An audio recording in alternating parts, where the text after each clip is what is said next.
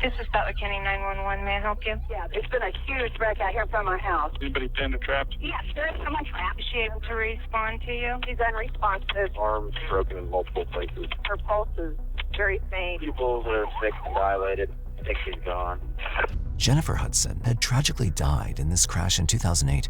Jennifer belonged to Angel's Landing, a place that held dark and mysterious secrets. One of the things that piqued my interest was a newspaper article from South Dakota that described an airplane crash that had killed 3 people. 2 of these people that were in the airplane crash had close ties to the Angel's Landing community. People called it an accident, but with everything that my family went through at Angel's Landing, I think it was a murder. Here you had 4 people now within 2 years that were killed. Why are these people within this community dying? This was the most difficult case I think I've ever worked on in my career. This case caused me loss of sleep. You start questioning your ability to do your job. Narcotics detective Ron Goodwin became interested in the accidents that were occurring in Angel's Landing. He was also curious about the neighborhood and their luxurious cars, houses, and lavish parties. I was a detective for 20 years working undercover drug cases. I originally took an interest in this group of people because of their unexplained wealth. They didn't seem to have legitimate employment. We believed that with the unexplained wealth, it could be a drug trafficking crime. Anybody looking from the outside, it appeared to be a group of people that were happy. But it couldn't have been further from the truth. This motivated him to conduct a more comprehensive investigation into the Angel's Landing community. Just 2 months after Detective Goodwin learned about Angel's Landing, tragedy took place in the summer of 2003. On June 26, 2003, 26-year-old Patricia Trish Hughes was discovered dead in a swimming pool.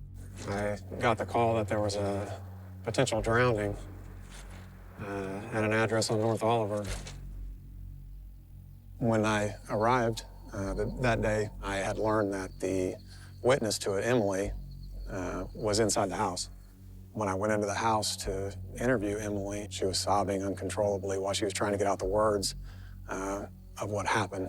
I was at work. My sister calls me screaming bloody murder. And I said, well, what happened? What is going on?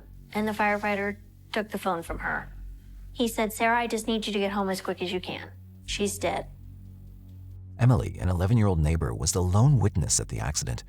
She informed them that Trish's daughter had fallen into the pool and she raced to save her, but Trish slipped, struck her head, and fell in. Emily leapt in and saved the toddler, but she lacked the power to pull Trish out. Trish was like a second mom. She was a wonderful, wonderful lady. She was the most patient, loving person. It was just a very sad day. An autopsy later discovered a minor cut on her skull, indicating a fall, as well as some bruises around her forehead. There were injuries to the front and back of Trish's head. Her body was floating near the stairs, near the shallow end of the pool. All of the evidence pointed towards an accidental drowning. But I found it difficult to believe that her injuries were that incapacitating. I wondered if there wasn't more to it than just an accidental drowning. The way I always understood it was that Nicole had fallen into the pool somewhere on the side. Yes. Trish came down this way and somehow near the stairs hit her head on the rail or on the side of the pool here. Finally, Trish's death was deemed an accident. Trish's funeral took place in South Texas, where her family resided. Detective Goodwin soon discovered that, following her death, Angel's Landing community had suddenly started to spend more. Their lavish spending raised suspicion, but they couldn't pinpoint the exact reason behind it. This prompted more investigation into Trish's untimely death. As they looked closer into Angel's Landing, the neighborhood gave them a rather eerie feeling. However, without evidence and only speculation, they could do nothing but wait and observe until the time was right. Their patience would soon be tested, as just 3 years after Trish's mysterious death, an even darker twist unfolded. Her husband, Brian Hughes, died unexpectedly on March 2, 2006. He was a safety-conscious diesel mechanic who neglected to put cinder blocks beneath the tires of a huge truck he was working on that day. In 2006, Trish's husband, Brian, was working on a vehicle in his brother's driveway in South Dakota when the jack slipped out from under the vehicle, causing the vehicle to fall on top of Brian, killing him. You know, it's not unheard of that a car falls on somebody and kills them. But when you put it with the other deaths within the family, it raised my suspicions. This was the fourth death of a member of the Angels Landing community. However, Brian died in South Dakota while visiting relatives. Although his accident didn't occur in Angels Landing, the sudden nature of it raised suspicion. But that wasn't all. Years later in 2008, another member from Angels Landing, 37-year-old Jennifer Hudson, died in a sudden car accident. The investigation into Jennifer Hudson's accident showed that she pulled out into oncoming traffic on a heavily traveled roadway at a very busy time of the day. And the lane change was reported to be abrupt by the witnesses. Witnesses noted that it appeared as if she unexpectedly sped up before her vehicle was crushed like a soda can. Her daughters, Emily and Sarah, were devastated by this news. The circumstances surrounding her death raised alarms and left those nearby questioning the nature of the accident. Having so many deaths so often was abnormal, especially with all of them being from the same area. The police needed to discover a cause. As they revisited their previous suspicions regarding the extravagant spending following each accident, a chilling realization began to take shape, one that would expose the depths of a twisted mind. All the victims who had passed away were very close to a man named Lou Castro, who was in his late 30s. What was even more shocking was that these were not the only people connected to him. There were many others from the same neighborhood who were also linked to Lou. Detective Goodwin checked Lou Castro's history, but discovered no trace of him in Kansas. Even his own home and vehicle linked with Angels Landing weren't registered in Lou's name. They were listed under the names of his neighbors. It was suspicious not being able to identify Lou Castro from any public database, not finding his name associated with real estate, not finding his name associated with driver's license, voter registrations. It's just not typical of somebody of that age to not have some sort of records. I knew the clock was ticking. I needed to really find out who Lou Castro was. I was worried as each day went by that another death could be on the horizon. This triggered many red flags, prompting Detective Goodwin to dedicate himself to finding Lou's genuine identity over the next 3 years. Detective Goodwin was desperate to discover Lou's actual identity, so he tried to obtain Lou's fingerprints. Lo and behold, in front of me is a vehicle with personalized angel tags. I follow this vehicle to a restaurant where I see Lou get out of the vehicle and go inside the restaurant. I went ahead and went inside and sat at a nearby table and watched while they ate dinner. After Lou had left, I contacted the manager and identified myself and told him I'd like to collect those dishes, hoping that I would find his fingerprint. And hopefully this was exactly what I needed to identify Lou Castro. After the restaurant dishes were collected, the lab was unable to pull any kind of decent fingerprint to make any kind of a comparison. These glasses just weren't conducive to leaving a good fingerprint. It was very frustrating to not be able to identify Lou Castro. Not ready to give up, Goodwin photographed cars and drove to Lou's residence in the 9500 block of North Oliver near the town of Ketchie, Wichita. He acted as a concerned civilian about recent car thefts and asked Lou to look at the images, thinking he'd touch them and leave a fingerprint. I handed 3 packets out. Lou Castro held the envelopes with the palms of his hands and dumped the photographs onto the table located nearby. He sorted through the photographs with the outsides of his fingers as to avoid placing his fingerprints on the photographs. By taking these photos to him, I believe that I had tipped him off. All of this made it seem like Lou was clearly aware of Goodwin's plans. Detective Goodwin even reached out to the FBI, yet struggled to find any records on Lou.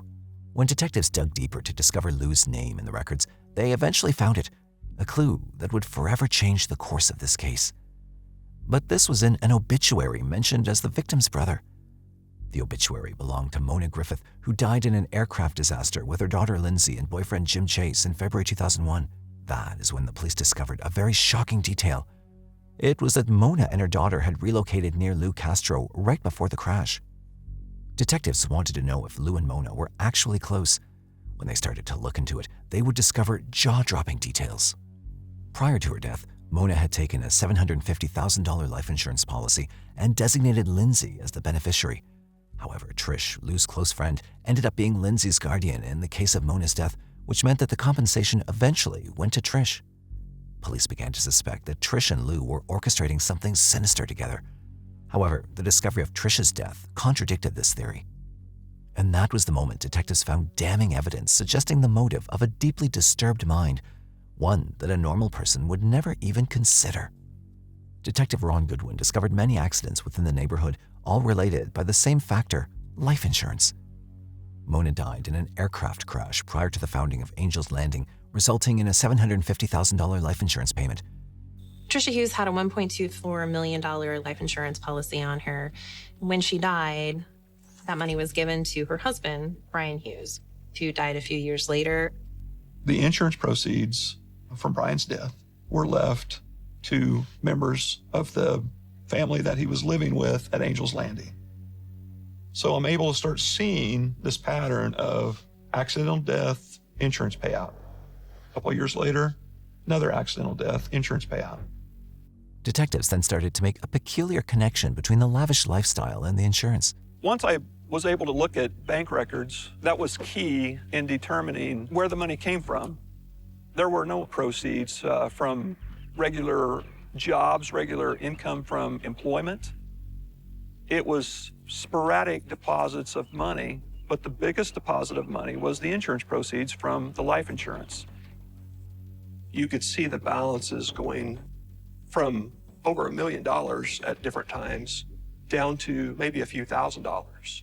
Approximately every 2.5 years, the next person would die, and the bank accounts would be replenished. The beneficiary was typically the next person to go. So after the benefactor collected the insurance proceeds, then that person, 2.5 years later, would die. Just when authorities thought the case was over, with the criminal and his wicked activities exposed, they uncovered information that was far more mysterious and unusual. This posh neighborhood, complete with luxurious homes, parties, and cars, was more than just a normal community.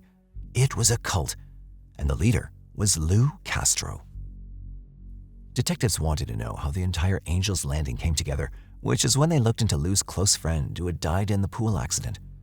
Patricia "Trish" Hughes was almost Angel Landing's second in command.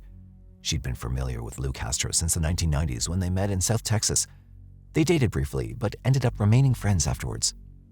The next person Lou grew close to was Mona Griffith, a single mother with 2 small children, Cody and Lindsay. Trish and Lou took in Mona and her children, and they all lived in the same apartment in Corpus Christi. Mona intended to join Lou and Trish in Rapid City, but her son Cody refused to leave his father and chose to stay with Mona's ex-husband. As a result, Mona and her younger daughter Lindsay relocated to Rapid City with Lou and Trish. Mona began dating Jim Chase, a real estate agent aged 50 in early 2001. Mona, Lindsay, and Jim boarded a tiny private jet flown by Jim for a trip to Nebraska in February 2001, but the plane never returned. I was outside skateboarding in the tennis court with some friends, and I remember my dad calling me inside, and I remember him telling me, hey, your mom and sister, they were in a plane crash. And I just fell to my knees. I went numb. I was in disbelief. I just couldn't believe it. The search lasted many days with no evidence of the missing 3. 6 weeks later, the wreckage of the plane was recovered, but there were no survivors. We thought maybe that the plane went down because of bad weather.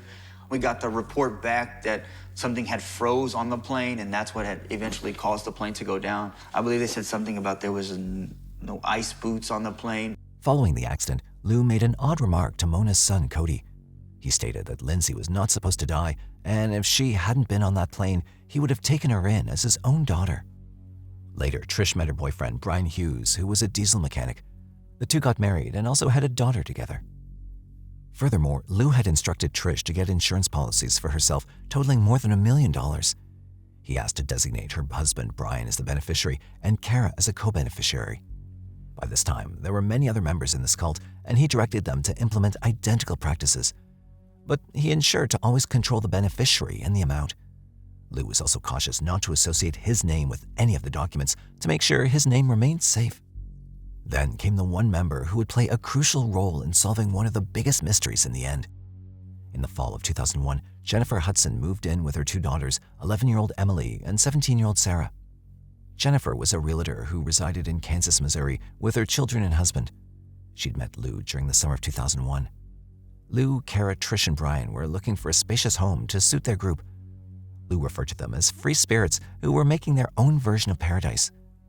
Under his charisma and charm, Jennifer grew increasingly attached to Lou and his way of life. He claimed to be active in livestock farming and the stock market, which helped him to survive without a typical job. Detectives were confused as to why and how this well-off woman with a great job and family would move in with Lou. Soon, they discovered the unbelievable reason. As their connection grew, Lou confessed to Jennifer that he was a centuries-old angel and seer. He claimed to be able to look into the future and predict when individuals would die, as well as the ability to bring them back to life. Jennifer was a spiritual person with a deep belief in angels, hence this had intrigued her greatly. When I was younger, my mom always talked about angels. She always told my sister and I that there's just angels living among us and that they protect you. So it all made sense as to why my mom chose to have us living at Angel's Landing with an actual angel. At first, I didn't believe him. Trish had told us that at one point in time, Lou got real sick and he died and then came back to life. So I assumed that Lou had these powers because Trish actually witnessed it and she's telling me about it. So it must be true. After hearing all of this, Jennifer and her husband separated. She secured a house for Lou and his group in Missouri, but they soon decided to relocate to Kansas, where they purchased a 10-acre farm. Jennifer promised her kids, Sarah and Emily, that Lou would keep them safe since he was an angel. They then moved to Kansas in the fall of 2001 in search of a new beginning. Their father was horrified after witnessing his family break apart in a short time. They settled in a little community named Angel's Landing. Angel's Landing was once a 10-acre farm just north of Wichita with a single residence. Jennifer joined the group, bought an adjoining 10-acre plot, and constructed a house there. My mom had a house out there. Lou and his significant other had their own house. Trish, Brian, Kara, and Nicole had their own house. It was like each little family had their own house. None of them were blood related, but they were all our family. Trish was like the matriarch. She just loved everybody and took care of everybody. And Brian was her husband. He was just like a big teddy bear. Loved his daughter and his wife very much. It was a fun place to live. We had everything we ever wanted. Sports cars, ATVs, horses, frequent parties. At the time, it was just like, this is how life is. Little did Jennifer know, moving in would become the biggest and most dangerous mistake of her life. One she would only realize when it was far too late. Jennifer, Sarah, and Emily's lives began shifting drastically after joining Angel's Landing.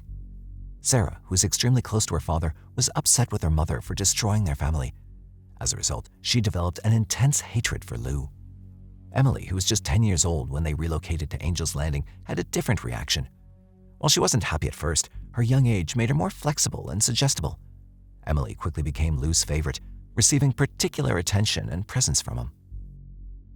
The cult, on the other hand, kept growing. The precise number of members at the time was unknown, as some preferred to stay nameless. However, it was run by Lou Castro, the supposed 1,000-year-old angel and seer. Yeah, he told us he was a seer and he could see things. But see, my mom, she believed in that kind of thing. Wow. Yeah, because he had us believing that he could see things and foresee the future. And now looking back, yes, it was a cult.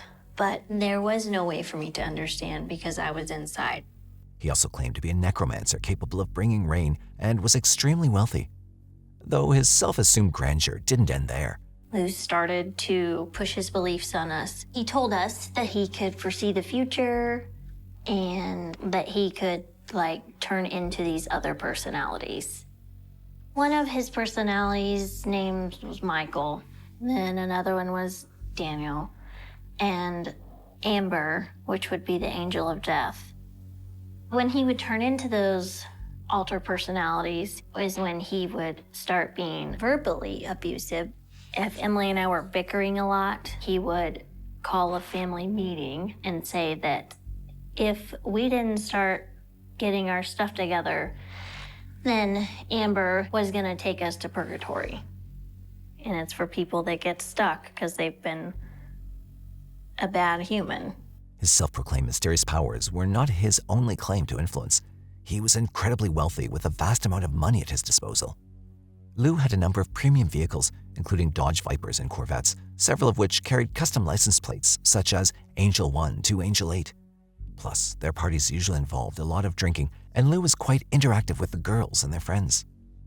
Looking at all of this, Sarah gradually let down her guard and came to like Lou. His efforts were working on her as she saw how pleased he made her mother. She also saw just how much the other cult members trusted and admired him, which further accelerated her grooming process. Jennifer was out for work most of the time, which made Sarah and Emily spend more time with Trish. All of it looked like a happy family just following an unusual ideology. However, beneath the facade of normalcy, Angel's Landing hid a far darker reality. Everything was about to unravel because of a brave cult member who finally decided to stand up. The police had found themselves in a tricky situation. They had some dirt on Lou, but lacked a formal complaint or solid reason to arrest him. Sensing the pressure, Lou became cautious and fled Angel's Landing, leaving detectives in shock and regret for letting him slip away. In his retreat, Lou didn't go alone. He took the entire cult with him. However, one person chose not to follow him this time. Sarah, now 24, decided to stay in Wichita and live life on her own terms. After spending her teenage years in the cult and witnessing her mother's death, she met her boyfriend Daniel McGrath in 2009. Some relationships can turn your life upside down, and for Sarah, this couldn't have been more true. The first time I visited Angel's Landing, it did seem like, it would be a nice place to be. Everybody had everything taken care of, and, hardly anybody in the group worked. I eventually met this Lou person. She would call her uncle. He was just really standoffish. There was a lot of females, very few males. A few months into their relationship, Daniel noticed how badly Lou treated Sarah. During one heated call, Daniel took the phone, told Lou to never contact her again, and hung up. Growing suspicious, Daniel then asked Sarah directly if Lou had abused her. It's an awful sort of fear that Lou had over all of us. He was just able to control us and make sure that we felt that horrible fear. I never realized how horrible he was until years had gone by. He would abuse each of us. What kind of abuse? Sexual abuse.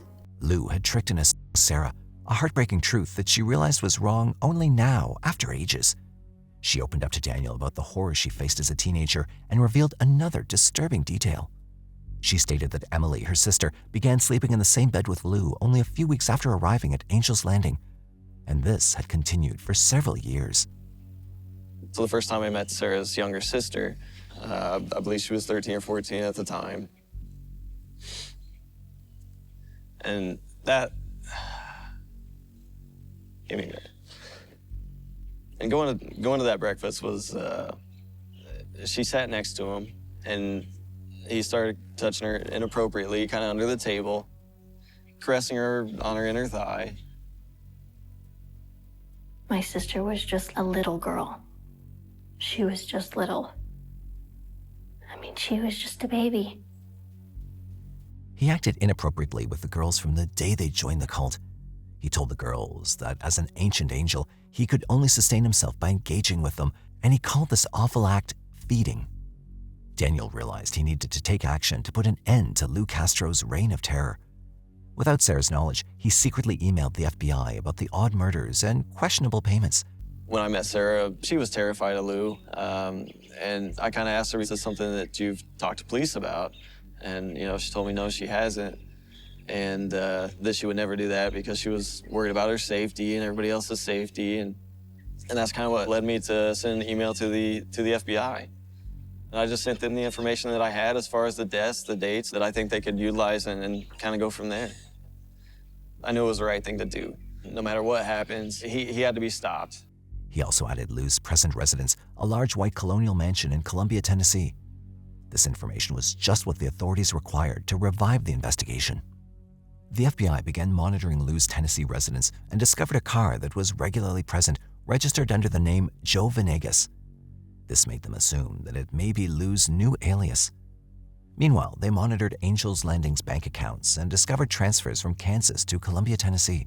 A friend of mine at the FBI faxed me a copy of an email from a person by the name of Daniel McGrath, who was in a relationship with Sarah Hudson. He described an environment of sexual abuse and suspicious deaths at Angel's Landing. The move had required them to transfer bank accounts. I followed the money that had been withdrawn from the banks in Kansas and transferred to a bank in Tennessee. Those bank records in Tennessee revealed a new name that I had not seen before, Joe Venegas. I was able to contact that bank and obtain video footage of the person who represented himself as Joe Venegas opening a bank account. When detectives reviewed the surveillance tape, disbelief washed over them when they saw a shocking face. There on the screen were Emily and Lou together in the bank, a connection they hadn't anticipated. Lou was creating an account under the fictitious name of Joe Venegas, which is considered identity fraud. This gave them the proof required to eventually arrest him. In April 2010, investigators traveled to Lou's Tennessee home to conduct the arrest. The cops then arrested him, and now their only goal was to obtain his fingerprints. But when they ran them through the federal database, nothing showed up. After 6 hours of interrogation regarding his actual identity, Lou refused to cooperate and was arrested as a John Doe. He later pled guilty to identity fraud and received a 2-year jail term. Knew he was going to be in custody for at least 2 years, and we would have time to investigate him and his true identity.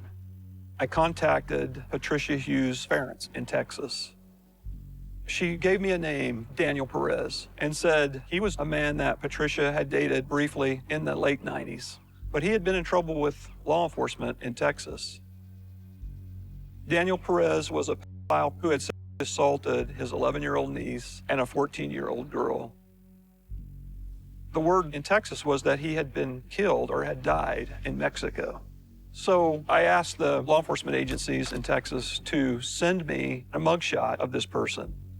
Within minutes of the conversation over the phone, I received a fax. Detective Goodwin took a look at the mugshot, and to his surprise, it was none other than the self-proclaimed angel and cult leader who brainwashed people, Lou Castro. Further examination revealed that Daniel Perez was born in Aransas Pass, Texas in 1959 and had served as a plane mechanic in the Army. They also discovered that in the mid-1990s, Daniel Perez pleaded not guilty to allegations of abuse against 2 young females, one being his own niece. However, the charges were subsequently dismissed when Daniel Perez faked his own death and then fled the scene with Tricia Hughes. It was after this that Daniel Perez took on the alias of Lou Castro. Sarah and her boyfriend Daniel helped detectives not only with all this information, but also with one piece of evidence. She shared a disturbing story of how Lou forced her to secretly record a girl in the bathroom, threatening to kill her father if she refused. To validate her claims, detectives uncovered the recording on one of the laptops during their examination of the houses. Emily was the last loyal follower of Lou. Despite being questioned several times, she stayed silent, still being swayed by his manipulation.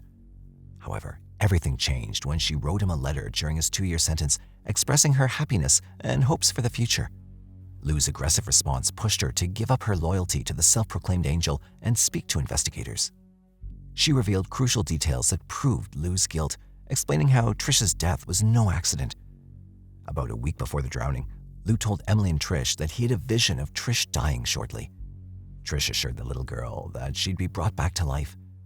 On the day of the incident, June 26, 2003, Lou told Emily and Trish to clean the pool while he and Sarah went to the dealership, producing an alibi. Emily told us that she heard a splash and a scream.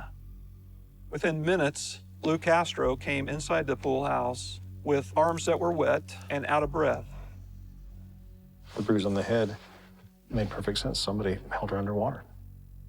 And then he told Emily, wait for a period of time and then call 911 and report that Patricia Hughes had slipped while trying to save her daughter who had fallen in the pool. Emily followed and entered the water, where she saw Trish's body floating lifelessly. Lou had planned the entire affair, making Trish an unsuspecting participant in her own death, while Sarah and the other cult members were unaware of it. With Emily's testimony, the police finally had enough evidence to proceed. When I found out that Lou had actually caused Trish's death, then that gave me even more of a reason to think that he caused my mom's death. Then Sarah revealed shocking details about her mother's death. Very late one night, Lou had been drinking. Like always, he drank every day. And he said, it's Jennifer's time to go. She'll be going within the next week or so. And I said, what do you mean Jennifer's got to go? My mom, she cannot go anywhere. She's like the glue that holds us all together. I don't understand what you're saying. Well, it's her time to go. She's got to go to the other side. I remember the night before my mom died, I went up to her house and I sat down on the couch and I said, Mom, Lou says I'm not supposed to talk to you about this, but I can't keep it in any longer. He says that you're the next person to go. I can't live without you, Mom. I don't want you to go anywhere. And she said, Sarah, don't worry about it. I'm not going anywhere. I'm always going to be here. You're fine. I'm not going anywhere. And that was the last time I ever saw her. They say it could have been a suicide, but I know that she wouldn't just kill herself like this. There's no way. It wasn't till this year that I was actually able to say that my mom committed suicide. It's Lou's fault that she committed suicide. All of this resulted in 28 additional allegations against Lou, including child exploitation, assault, and murder. Trish's case was the only one with a witness, so they pursued it exclusively. When Lou was freed from jail for identity fraud, he was rearrested immediately and sent back to prison. He was the leader of a terrible cult that lived off the life insurance benefits of its members who died unexpectedly in accidents, and he was suspected of killing a lady and assaulting many times. Early in the 2015 trial, Emily, Sarah, and 4 other women who were underage at the time came forward with horrifying accounts of their own abuse at the hands of Lou Castro as witnesses by the prosecution.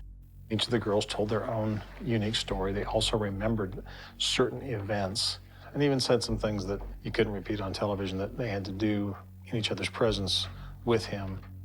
I'm glad these young women found the internal strength to come forward. The women didn't know each other, but their stories were nearly identical.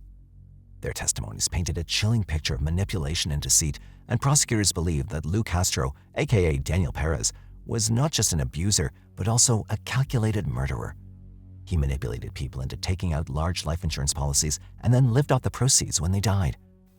I found out that there was other deaths and there was other life insurance policies that had been claimed. I knew immediately that my mom and sister's plane crash was no longer an accident. Whether we could ever prove it or not, I knew that. And I know to this day that it was not an accident. Ultimately, he was charged with first-degree murder for the 2003 drowning death of Patricia Hughes. During the trial, 55-year-old Daniel Perez took the stand in his own defense. Perez denied all of the allegations. He testified that he didn't fake his death. Instead, he said he was on his way to the courthouse for sentencing when a group of angry men beat him nearly to death. He claimed that some people took him in and nursed him back to health, but he suffered from amnesia due to his injuries, and it was Trish who convinced him that his name was Lou.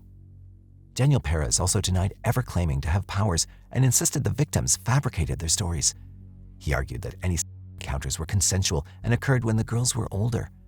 He also went so far as to claim that a genital injury prevented him from being with cooperative partners. He also dismissed any allegation of being with Emily. When asked about the footage of the woman in the bathroom on his computer, he claimed that the footage belonged to Sarah and he never forced her to record it. He denied planning Patricia Hughes' murder or being present when she died.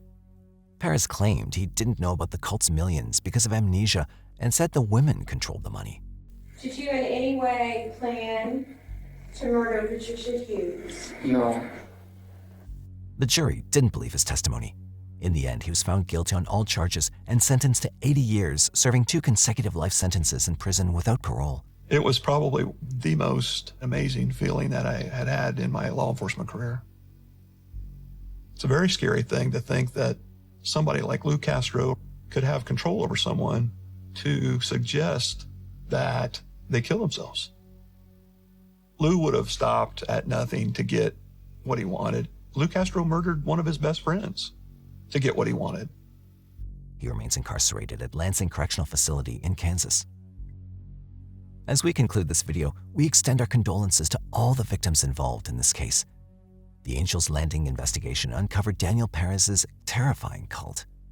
The planned murders came to light because of a detective who didn't give up on the case, a boyfriend who wanted to bring justice, and a victim who was strong enough to speak her truth. The story of Angels Landing serves as a chilling reminder of how charm can often hide true intentions and how the thirst for power can lead to unimaginable horrors. We hope you found the video informative. Drop a comment below to let us know which case you'd like us to cover next. Don't forget to hit the like button and subscribe to Mysterious 7. Until next time, stay curious.